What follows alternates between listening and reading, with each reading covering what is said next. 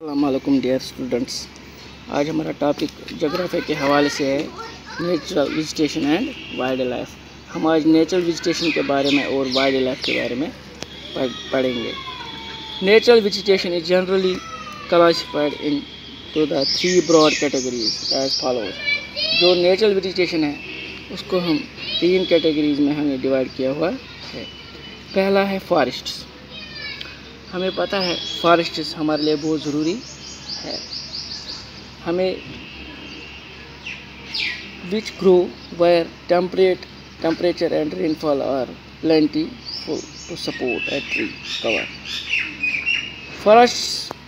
Forests जहाँ temperature और rainfall बहुत होता है वहाँ फॉरेस्ट ग्रो करते हैं, क्योंकि बारिश से ही और टेम्परेचर से ही ये फलते फूलते हैं, तो इनका वजूद सामने आता है, तो ये ट्रीज़ बहुत ग्रो करते हैं। Depending upon these factors dense and open forest grown. तो इसी की वजह से टेम्परेचर और रेनफॉल की वजह से ही डेंस और ओपन फॉरेस्ट ग्रो होते हैं। ओपन फॉरेस्ट ग्रो होते हैं, खुले फॉरेस्ट ग्रो होते हैं, तो बहुत सारे घने फॉरेस्ट निकलते हैं।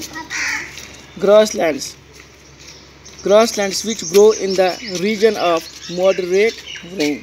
जो ग्रासलैंड्स होते हैं वो मॉडरेट रीजन में फूलते फलते हैं।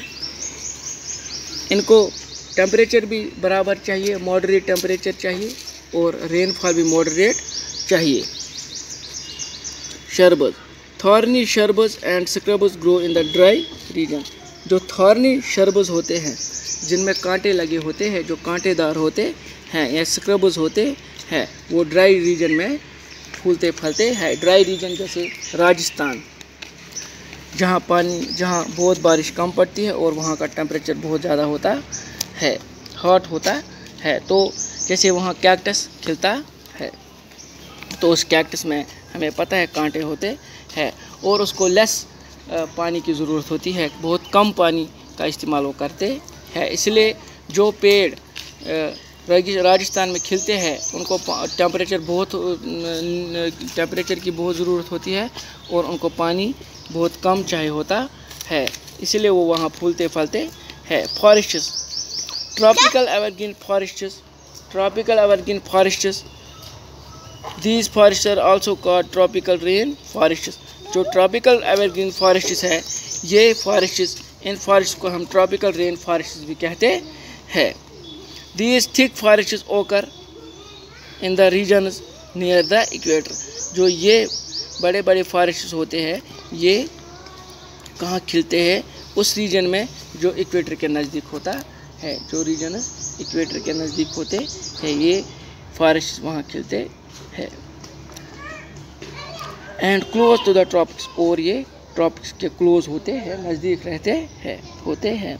These regions are hot and receive heavy rainfall throughout the year. जो ये रीजन्स होते हैं ये बहुत हॉट होते हैं और ये पूरे साल वहाँ बारिश पड़ती है। As these there is no particular dry season. यहाँ कोई पर्टिकुलर ड्राई सीजन नहीं होता। The trees do not shed their leaves. यहाँ कभी पेड़ से पत्ते नहीं गिरते। All together this is the reason they are called evergreen forests. तो इसलिए इनको हम एवरग्रीन फॉरेस्ट्स कहते हैं। बेटा, मुझे उम्मीद है आज का टॉपिक आपको समझ आया होगा। एक दो बार इसको आप अपने घर में रीड कीजिएगा तो आपको ये पूरा समझ आ जाएगा। तो जब आप किताब खोलोगे तो ही आपको ये समझ आने वाला है। अगर आप किताब नहीं खोलोगे तो आपको समझ नहीं आने वाला है। तो आप अपने घर में हैं तो आप अपने घर में सुरक्षित रहिए। अगर आप कुछ खा रहे हैं तो खाने से पहले अपने हाथों को किसी भी साबुन से धो, और अगर आप बाहर जा रहे हो तो अपने मुंह को मास्क से ढकिए, और जहां भीड़ भाड़ हो वहां जाने से परहेज़ कीजिए। हमें पता है कि आज हम किस बीमारी में मुलव्वस हो गए हैं, तो जब तक इसकी प्रॉपर वैक्सीन नहीं निकलेगी तब तक हमें इससे परहेज़ करना चाहिए, और हमें भीड़ भाड़ इलाकों में नहीं जाना चाहिए, तभी हम इस बीमारी से बच सकते हैं। हमें प्रिवेंशन रखनी है और दूसरों को भी बोलना है कि प्रिवेंशन रखो। तभी हम इस बीमारी से बच सकते हैं। अल्लाह आपको खुश रखे, अल्लाह आपको सलामत रखे। अल्लाह हाफिज़।